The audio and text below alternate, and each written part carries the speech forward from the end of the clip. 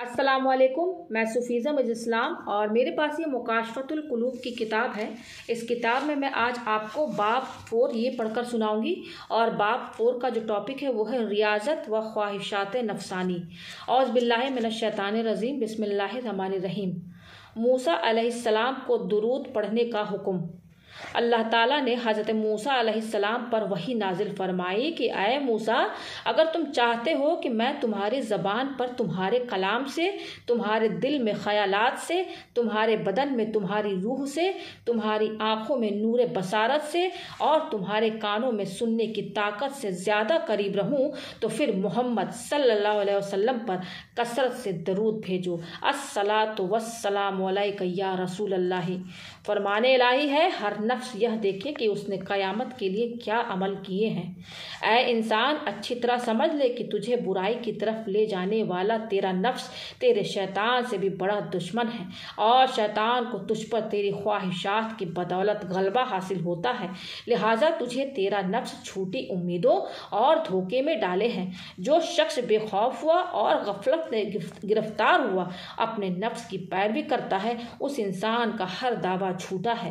اگر تو نفس کی رضا میں اس کی خواہشوں کی پیروی کرے گا تو ہلاک ہو جائے گا، اور اگر اس کے محاسبہ سے غافل ہوگا تو گناہوں کے سمندر میں ڈوب جائے گا۔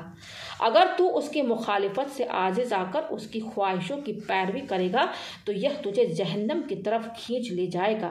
نفس کا لوٹنا بھلائی کی طرف نہیں ہے، بلکہ یہ مصیبتوں کی جڑ، شرمندگی کی کان، ابلیس کا خزانہ اور برائی کا ٹھکانہ ہے، اور اس کی فتنہ انگیزیوں کو سوائے عالم خیر و شر کے یعنی اللہ تعالیٰ کے علاوہ کوئی نہیں جانتا۔ فرمان الہی ہے، اور اللہ سے ڈرو، بے شک اللہ تمہارے تمام اعمال سے باخبر ہے۔ تفسیر ابی اللیث رحمۃ اللہ علیہ میں ہے، جب کوئی بندہ آخرت کی چاہت کی وجہ سے اپنی گزری ہوئی زندگی پر غور و فکر کرتا ہے تو یہ فکر کرنا اس کے دل کے لیے غسل کا کام دیتا ہے۔ جیسا کہ فرمان نبوی ہے، ایک گھڑی کا تفکر سال بھر کی عبادت سے بہتر ہے۔ لہٰذا ہر عقل مند کے لیے ضروری ہے کہ اپنے پچھلے گناہوں کی مغفرت طلب کرے، جن چیزوں کا اقرار کرتا ہے ان میں تفکر کرے، اور قیامت کے دن کے لیے توشہ بنائے، امیدوں کو کم کرے، توبہ میں جلدی کرے، اللہ تعالیٰ کا ذکر کرتا رہے، حرام چیزوں سے بچے، اور نفس کو صبر پر آمادہ کرے۔ نفس کی خواہشوں کی پیروی نہ کرے، کیونکہ نفس ایک بت کی طرح ہے۔ جو نفس کی پیروی کرتا ہے وہ گویا بت کی عبادت کرتا ہے، اور جو اخلاص سے اللہ کی عبادت کرتا ہے وہ اپنے نفس پر زبر کرتا ہے۔ حضرت مالک بن دینار نے انجیر کھانا چاہا۔ جناب مالک ابن دینار رحمۃ اللہ علیہ ایک دن بصرہ کے بازار سے گزر رہے تھے کہ آپ کو انجیر نظر آئے۔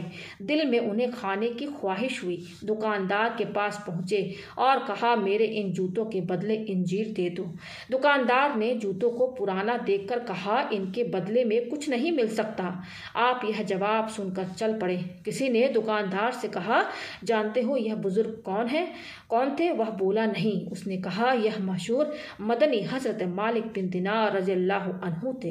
دکاندار نے جب یہ سنا تو اپنے غلام کو ایک ٹوکری انجیروں سے بھر کر دی اور کہا، اگر جناب مالک بن دینار رضی اللہ عنہ تجھ سے یہ ٹوکری قبول کر لے تو اس خدمت کے بدلے تو آزاد ہے۔ غلام بھاگا آپ کی خدمت میں آیا اور عرض کی، حضور یہ قبول فرمائیے۔ آپ نے کہا، میں نہیں لیتا۔ غلام بولا، اگر آپ اسے قبول کر لے تو میں آزاد ہو جاؤں گا۔ آپ نے جواب دیا، اس میں تیرے لیے تو آزادی ہے مگر میرے لیے ہلاکت ہے۔ جب غلام نے اصرار کیا تو آپ نے فرمایا کہ میں نے قسم کھائی ہے کہ دین کے بدلے میں انجیر نہیں کھاؤں گا، اور مرتے دم تک کبھی بھی انجیر نہیں لوں گا۔ زندگی کی آخری گھڑی میں صبر۔ حضرت مالک بن دینار رضی اللہ عنہ کو مرض وفات میں اس بات کی خواہش ہوئی کہ میں گرم روٹی کا سرید بنا کر کھاؤں جس میں دودھ اور شہد شامل ہوں۔ چنانچہ آپ کے حکم سے خادم یہ تمام چیزیں لے کر حاضر ہوا۔ آپ کچھ دیر ان چیزوں کو دیکھتے رہے، پھر بولے، اے نفس، تو نے 30 سال لگاتار صبر کیا ہے، اب زندگی کی اس آخری گھڑی میں کیا صبر نہیں کر سکتا؟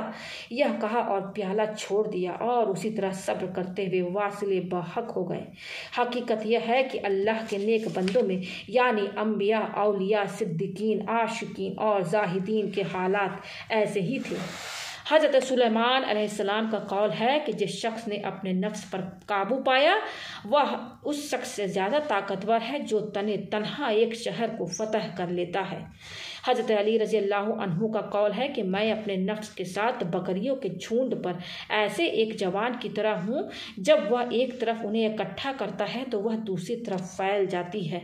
جو شخص اپنے نفس کو فنا مٹا کر دیتا ہے اسے رحمت کے کفن میں لپیٹ کر کرامت کی زمین میں دفن کیا جاتا ہے، اور جو شخص اپنے ضمیر قلب کو ختم کر دیتا ہے اسے لعنت کے کفن میں لپیٹ کر عذاب کی زمین میں دفن کیا جاتا ہے۔ جناب یحییٰ بن معاذ راضی رحمۃ اللہ علیہ کہتے ہیں کہ اپنے نفس کا طاعت و بندگی کر کے مقابلہ کرو۔ ریاضت، شب بیداری، رات کو جاگنا، قلیل گفتگو، کم بولنا، لوگوں کی تکلیفوں کو برداشت کرنا اور کم کھانے کا نام ہے۔ کم سونے سے خیالات پاکیزہ ہوتے ہیں، کم بولنے سے انسان آفتوں سے محفوظ رہتا ہے، تکلیفیں برداشت کرنے سے درجے بلند ہوتے ہیں، اور کم کھانے سے شہوات نفسانی ختم ہو جاتی ہے، کیونکہ بہت کھانا دل کی سیاہی اور اسے گرفتار ظلمت کرنا ہے۔ بھوک حکمت کا نور ہے اور سیر ہونا اللہ تعالیٰ سے دور کر دیتا ہے۔ فرمان نبی صلی اللہ علیہ وسلم ہے، اپنے دلوں کو بھوک سے روشن کرو، اپنے نفس کا بھوک پیاس سے مقابلہ کرو، اور ہمیشہ بھوک کے وسیلے سے جنت کا دروازہ کھٹکھٹاتے رہو۔ بھوکے رہنے والوں کو اللہ کے راستے میں لڑنے والے کے ثواب کے برابر ثواب ملتا ہے، اور اللہ تعالیٰ کے نزدیک بھوکے پیاسے رہنے سے بہتر کوئی عمل نہیں۔ آسمان کے فرشتے اس انسان کے پاس بالکل نہیں آتے جس نے اپنا پیٹ بھر کر عبادت کا مزہ کھو دیا ہو۔ منہاج العابدین میں حضرت ابوبکر صدیق رضی اللہ عنہ کا یہ قول ہے، مذکور ہے کہ میں جب سے ایمان لایا ہوں کبھی پیٹ بھر کر کھانا نہیں کھایا، تاکہ میں اپنی رب کی عبادت کا مزہ حاصل کر سکوں، اور اپنے رب کے شوق دیدار کی وجہ سے کبھی سیر ہو کر پانی نہیں پیا ہے، اس لیے کہ بہت کھانے سے عبادت میں کمی واقع ہو جاتی ہے، کیونکہ جب انسان خوب سیر ہو کر کھا لیتا ہے تو اس کا جسم بھاری اور آنکھیں نیند سے بوجھل ہو جاتی ہیں، اس کے بدن کے اعضاء ڈھیلے پڑ جاتے ہیں، پھر وہ کوشش کے باوجود کوشش کے سوائے نیند کے کچھ بھی حاصل نہیں کر پاتا، اور اس طرح وہ اس مردار کی طرح بن جاتا ہے جو راستے میں پڑا ہو۔ منیت المفتی میں ہے کہ جناب لقمان حکیم نے اپنے بیٹے سے کہا، کھانا اور سونا کم کرو، کیونکہ جو شخص زیادہ کھاتا اور زیادہ سوتا ہے وہ قیامت کے دن نیک کاموں سے خالی ہاتھ ہوگا۔ نبی کریم صلی اللہ علیہ وسلم کا فرمان ہے کہ اپنے دلوں کو زیادہ کھانے پینے سے ہلاک نہ کرو۔ جس طرح زیادہ پانی سے کھیتی تباہ ہو جاتی ہے، اسی طرح زیادہ کھانے پینے سے دل ہلاک ہو جاتا ہے۔ نیک لوگوں نے معدہ کو ایسی ہانڈی سے مثال دی ہے جو ابلتی رہتی ہے، اور اس کے بخارات بھاپ برابر دل پر پہنچتے رہتے ہیں، پھر انہی بھاپوں کی زیادتی دل کو گندا اور میلا بنا دیتی ہے۔ زیادہ کھانے سے علم و فکر میں کمی واقع ہو جاتی ہے، اور شکم پوری پیٹ بھرنا عقل مندی و ذہانت کو برباد کر دیتی ہے۔ حکایت: حضرت یحییٰ بن زکریا علیہ السلام نے شیطان کو دیکھا، وہ بہت سے دام فندہ جال اٹھائے ہوئے تھا۔